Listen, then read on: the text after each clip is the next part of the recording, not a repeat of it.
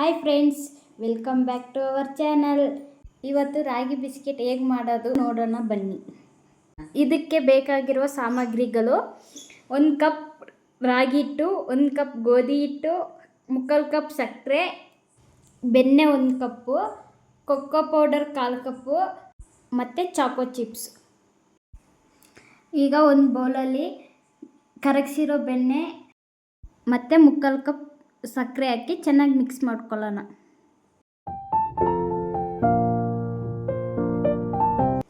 ಈಗ ನೀವು ನೋಡ್ಬೋದು, ಇಲ್ಲಿ ಚೆನ್ನಾಗಿ ಮಿಕ್ಸ್ ಮಾಡ್ಕೊಂಡಿದ್ದೀವಿ.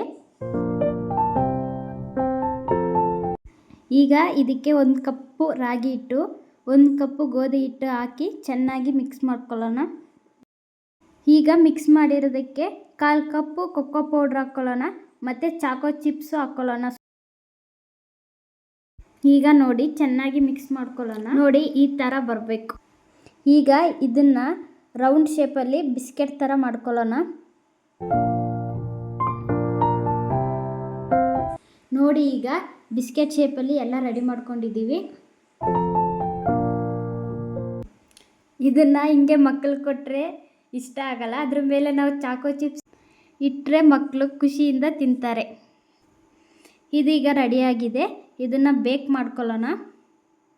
ಇದನ್ನು ಈಗ ಬೇಕ್ ಮಾಡ್ಕೊಳ್ಳೋಕ್ಕೆ ಓವನಲ್ಲಿ ಕನ್ವೆನ್ಷನ್ ಮೂಡಲ್ಲಿ 170 ಡಿಗ್ರಿ ಸೆಲ್ಸಿಯಸ್ನಲ್ಲಿ 15ರಿಂದ 17 ನಿಮಿಷವರೆಗೆ ಬೇಕ್ ಮಾಡ್ಕೊಳ್ಳೋಣ.